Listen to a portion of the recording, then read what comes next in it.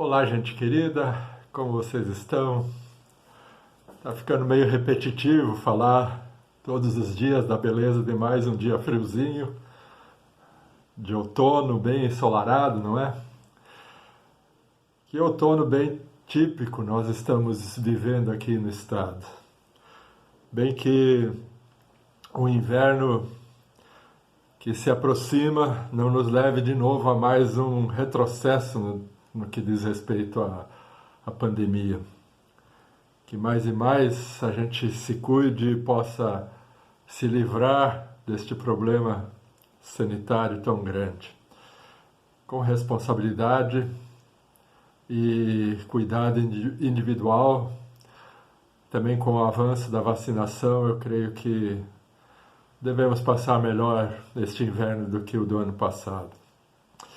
Aliás, em meio às dores e tormentos de muita gente, com quem sempre somos solidários e compassivos, vemos também muita coisa bonita, muita coisa legal acontecendo. Os relatos de apoio e de cuidado mútuo são infindáveis.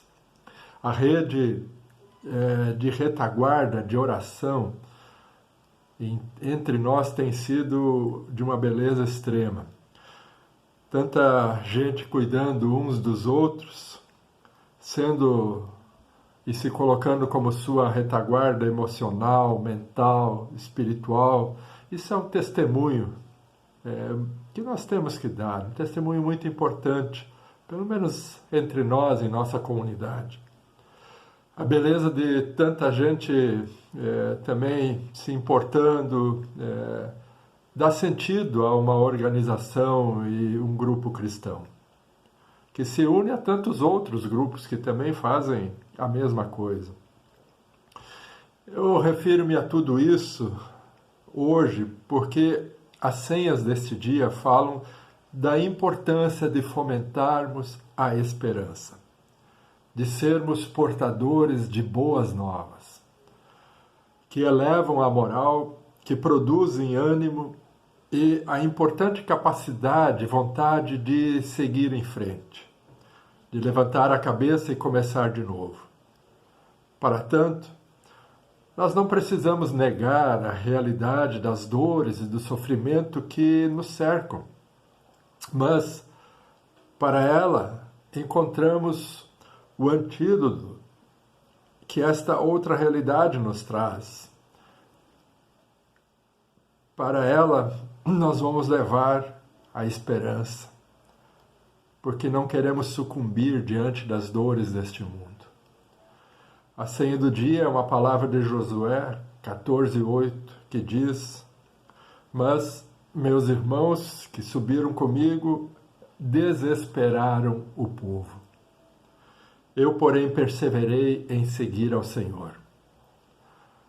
A palavra diz respeito a um contexto em que 12 líderes, um de cada tribo de Israel, haviam sido enviados a espiar a terra, a fim de tomarem posse da herança que o Senhor lhes prometera. Ao voltarem, 10 desses líderes só falaram dos obstáculos e das impossibilidades. Seu relato dizia que esta seria uma empreitada impossível de ser alcançada. Desesperaram o povo com as suas más notícias. Com um olhar humano, limitado, deixaram todos sem esperança. Desconsideraram o que Deus havia feito para tirá-los da escravidão em que viviam anteriormente no Egito. Sentiram-se, então, num beco sem saída. Apenas 2 deles, Caleb e Josué, não tiraram os olhos nem da realidade e nem do Senhor. Eles não negaram a realidade, mas confiavam no Senhor. E assim eles disseram que a coisa de fato seria complicada, mas não impossível.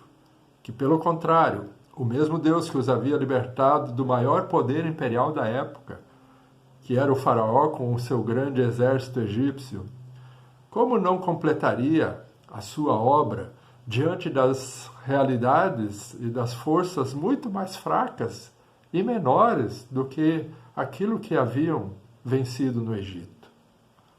Como iria abandoná-los a esta altura, quando estavam às portas da terra prometida? Quem vocês acham que ganhou? Aqueles 2 que procuraram animar o povo? Ou os 10? Os 2 que queriam fortalecer a mente e o coração das pessoas para irem em frente, encorajando-as a manter a sua confiança em Deus? Ou os outros 10 que espalharam o pânico e o terror? O resultado foi que o povo desesperou. Começaram a elogiar a escravidão, desejaram voltar para ela, lembrando como eram boas as cebolas e os alhos que comiam no Egito. Enfim, paralisados pelo medo, deram muitos passos para trás. E a consequência foi que ficaram 40 anos vagando pelo deserto. Um longo tempo até que toda aquela geração que abandonou ao Senhor não mais existisse. Os mais velhos, os líderes, aqueles que deviam ter conduzido os mais novos na formação de um esteio de confiança e fé em Deus, morreram no deserto. Somente Caleb e Josué, os líderes que restaram entre os que alcançaram a promessa junto com a geração mais jovem. É um belo exemplo para os dias atuais.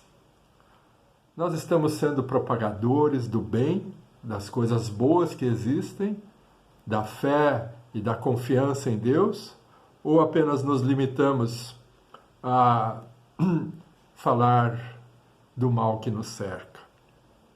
Conseguimos animar e fortalecer as pessoas em meio a essa realidade difícil, ou somos daqueles que apenas reproduzem o que é mal? Propagadores de notícias ruins e da desgraça.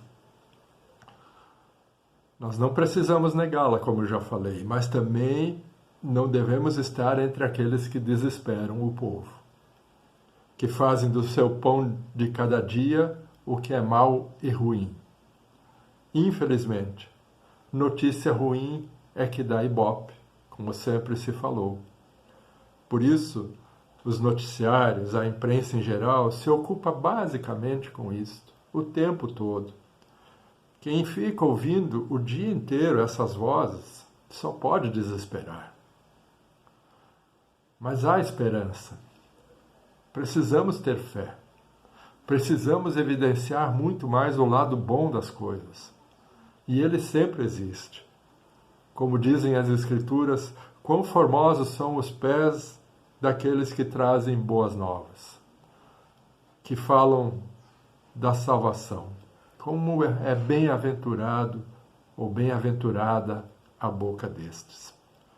Que o Senhor nos ajude a estar entre eles, tendo um coração compassivo, uma mão estendida para os que sofrem, mas justamente porque sofrem, não deixando de lhes anunciar a fé, a esperança e a salvação que temos em Deus.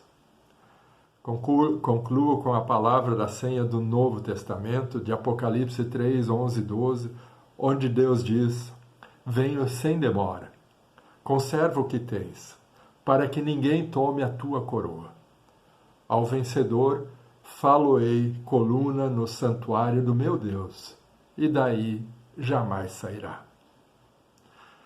Sim, haverá vencedores que estarão do lado do Eterno, para que ninguém tome a sua coroa. Que Deus nos ajude a estarmos entre eles. Que o Todo-Poderoso nos guarde e abençoe. Um forte abraço e até amanhã, se Ele assim o permitir.